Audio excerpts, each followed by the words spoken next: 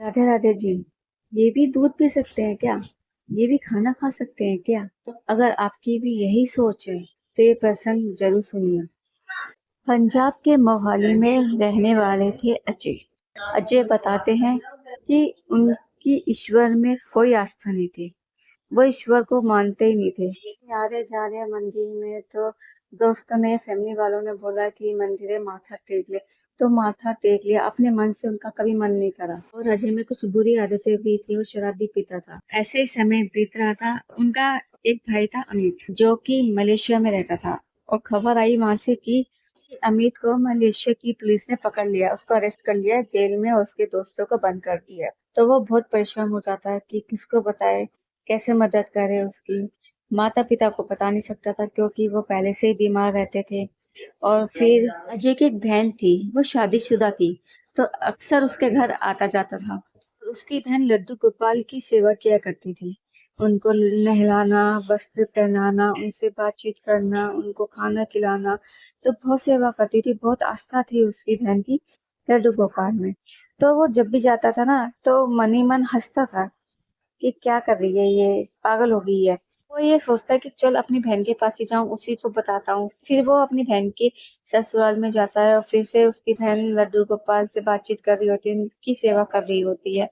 तो वह अपनी बहन के घर जाता है और ऐसे ऐसे बताता है कि अमित के साथ मलेशिया में ये सब हुआ है। और उसकी बहन और उसके जीजा सुन रहे होते हैं।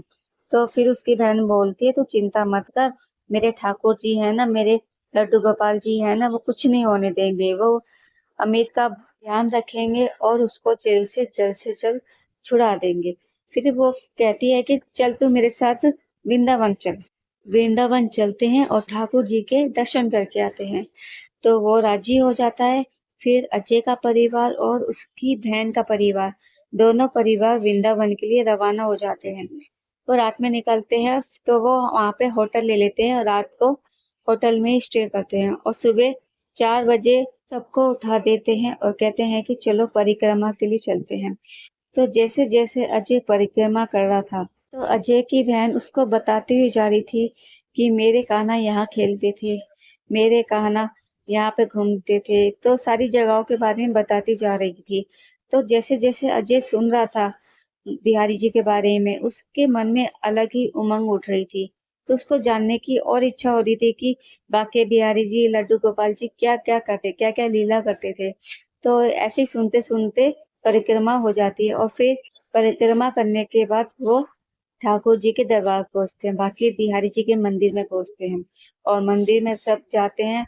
और जैसे ही वो बाके बिहारी जी को देखता है अजय, वो उनकी आंखों में देखता ही रह जाता है और वो ये कहता है कि मैं इस धरती पे कब से हूँ, मुझे इतनी देर कैसे हो गई आपसे मिलने में।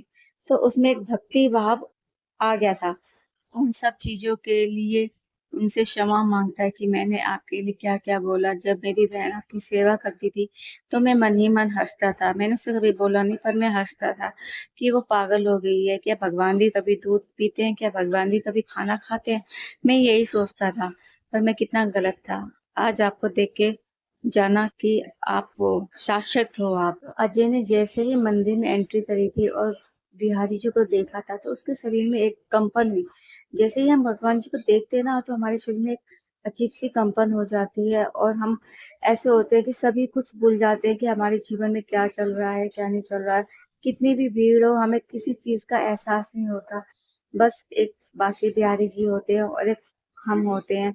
और हम दोनों के बीच में कुछ भी नहीं होता, कुछ भी महसूस नहीं होता कि हमारी जिंदगी में क्या चल रहा है, क्या नहीं चल रहा। क्योंकि वो तो भगवान है, उनको तो सब कुछ पता है, उनको क्या नहीं पता। तो वो तो सब कुछ जानते ही हैं हमारे बारे में। बिहारी जी के मंदिर से निकल के वो बरसाना जी जाते हैं और बरसाना में जाके राधा रानी के दर्शन करते हैं। और राधा रानी के यहाँ से वे एक छोटे से लाडू गोपाल लेके आते हैं और उनका नाम रखते हैं वो गोपू। तो गोपू कह के वो उन्हें पुकारते थे और अपने घर पे लाके उनकी सेवा करनी शुरू कर दी, उनकी स्थापना करी। और ऐसी सेवा करने लगे, उनका नहलाना, स्नान कराना, कपड़े पहनाना, उनको भोग लगाना, उनसे बातें करना और उनसे अपनी मन की सारी बातें करना। तो अब अजय बहुत ही बदल चुका था और वो कहता है कि जब से लड्डू गोपाल जी, गोपू जी आए हैं घर पे, घर में सुख शांति है, मेरे मन में शांति है और घर में सुख स्मृति है। अब कुछ भी बुरी आदत नहीं है मेरे में, जितनी थी पहले। मैं शराब पीता था और सारे बुरे दोस्त थे मेरे, अब मैंने सब कुछ छोड़ दिया है और अपने गौपुर के आगे हाथ जोड़ के क्षमा मांगते हैं। आंखों से आंसू बह रहे हैं कि मैं तुम्हारा बहुत मजाक उड़ाता था, तुम्हारे बारे में पता नहीं क्या क्या सोचता था, तो इन सब चीज़ों के लिए मुझे माफ कर दो। मैं नादान था, मुझे कुछ नहीं पता था, पर अब मैं पूरा विश्वास है आपके ऊपर। मैं हर बार यही कहती हूँ आपसे कि अपना विश्वास पक्का रखिए, उसको कमजोर मत होने दिए, क्योंकि ईश्वर हमेशा हमारे साथ है और हमारे लिए अच्छा ही सोचते हैं। जिस दिन वो गोपू की घर में स्थापना करते हैं, उसके अगले दिन अमित को भी मलेशिया की पुलिस छोड़ देती है। वो भारत आ जाता है वापस और भारत में आके उसके मम्मी पापा उसकी शादी करा देते हैं और अभी फिलहाल में उसके एक बेटा भी हुआ है। तो अब जिंदगी सुकून से चल रही है, कुछ भी बुरा नहीं है, सुख शांति है। तो बोलिए राधे राधे।